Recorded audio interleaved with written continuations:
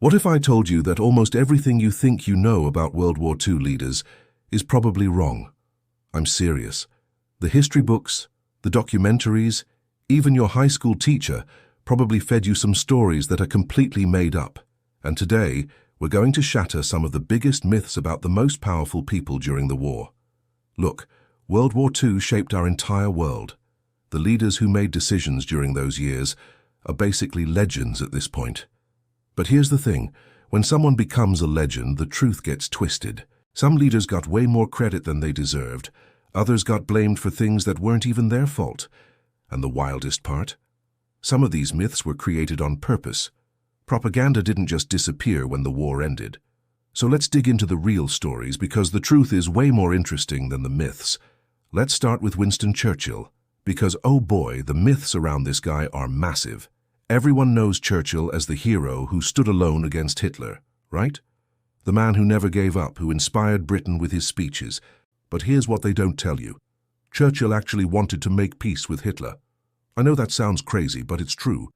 In May 1940, right after becoming Prime Minister, Churchill seriously considered negotiating with Germany. His own war cabinet was pushing for it. Lord Halifax, the Foreign Secretary, was practically begging Churchill to reach out to Mussolini to broker a peace deal. Churchill hesitated. He didn't immediately say no. He thought about it for days. It was only after he spoke to his outer cabinet that he decided to fight on. They convinced him that the British people wouldn't accept surrender. So Churchill's famous never surrender attitude, it wasn't as automatic as everyone thinks. Here's another myth. People believe Churchill was this brilliant military strategist, but actually, his military decisions were often disasters. The Gallipoli campaign in World War I. That was Churchill's idea, and it was a total failure.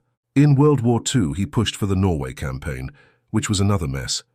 He wanted to invade the soft underbelly of Europe through Italy, which turned into a brutal, slow fight. Churchill was great at speeches and keeping morale up, but as a military planner, not so much. And here's something that'll really surprise you. Churchill wasn't even that popular in Britain during the war. Yeah, people respected him, but a lot of British citizens found him out of touch. He came from an aristocratic family. He'd never really struggled like regular people. The moment the war ended in Europe in July 1945, Britain held an election, and Churchill lost, badly.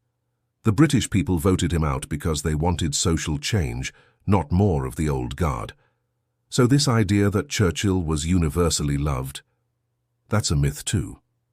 Now let's talk about Franklin D. Roosevelt because the myths around him are just as wild. Everyone thinks FDR was this strong, commanding leader who personally managed the entire American war effort. But the reality, FDR was incredibly sick for most of the war. He had polio, which left him paralyzed from the waist down. But that's not even the worst part. By 1944, FDR was suffering from severe heart disease, dangerously high blood pressure, and he was basically dying. His doctors knew it. His close advisors knew it. But the American people had no idea.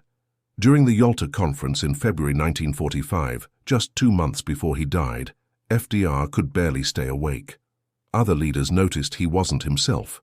Some historians think Stalin took advantage of FDR's condition to get better deals for the Soviet Union.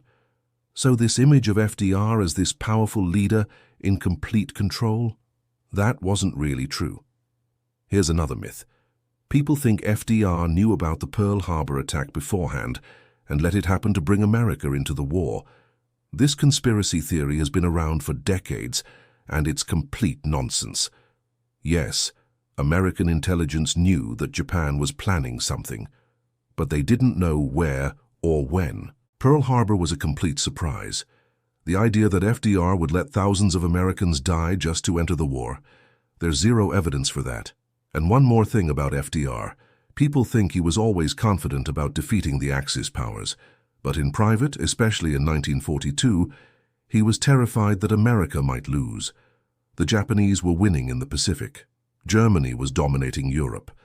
FDR had to project confidence to keep American morale up. But behind closed doors, he was seriously worried. All right, now we need to talk about Joseph Stalin because the myths here get really dark.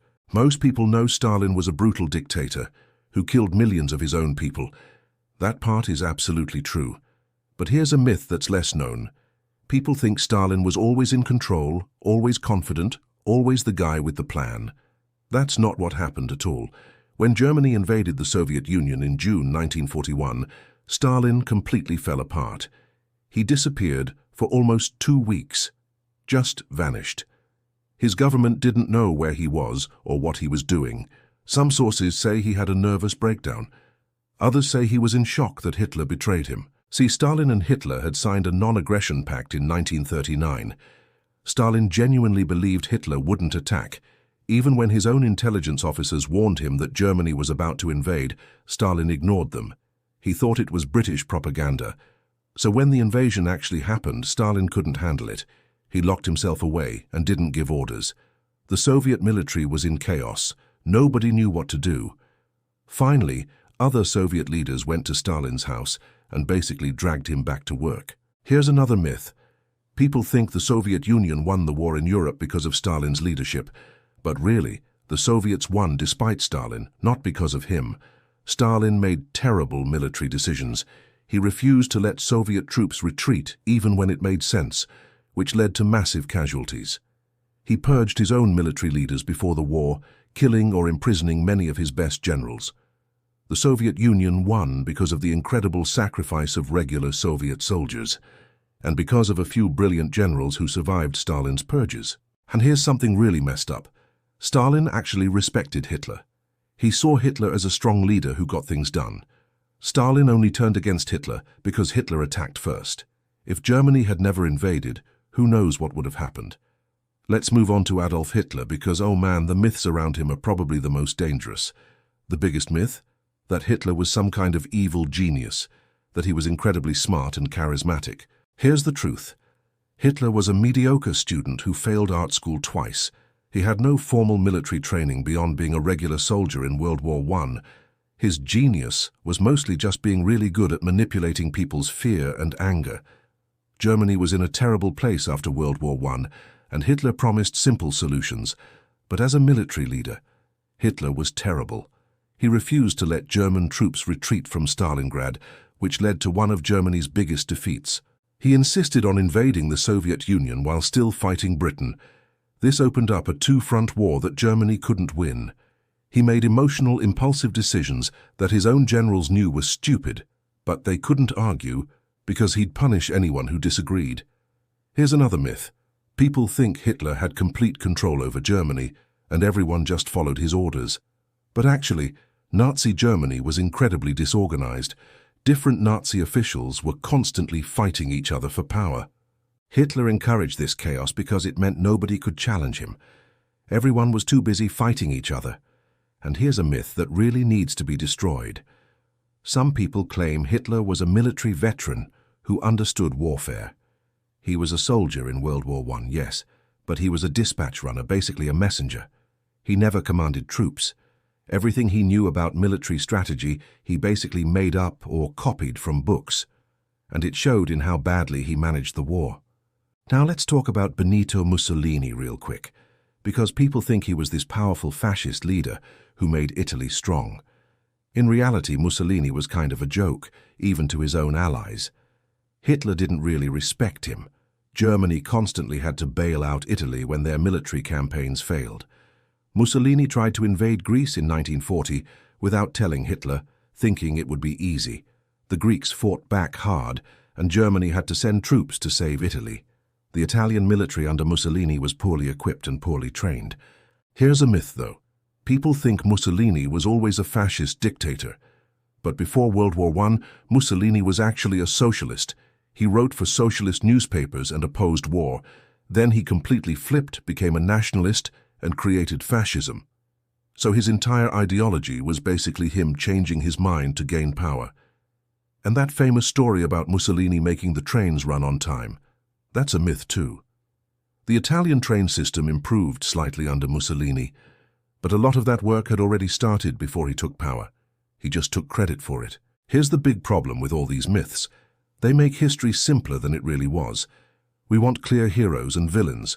We want leaders who are either completely good or completely evil. But real people are messy and complicated. Churchill was a great wartime speaker, but a terrible military planner. FDR helped save democracy, but also put Japanese Americans in internment camps. Stalin helped defeat Hitler, but killed millions of his own people. When we believe myths instead of truth, we don't actually learn from history. We just repeat the same patterns. The leaders of World War II weren't heroes from a movie. They were real people who made mistakes, who had flaws. And honestly, that's more interesting than any myth. Because if they were just regular people who ended up in extraordinary situations, that means history isn't made by superheroes. It's made by regular people making choices, which means we're all capable of making history too, good or bad. So yeah, almost everything you learned about World War II leaders was probably at least partly wrong. The real stories are more complicated, more interesting, and more human than the legends. Subscribe if you want more history myths destroyed.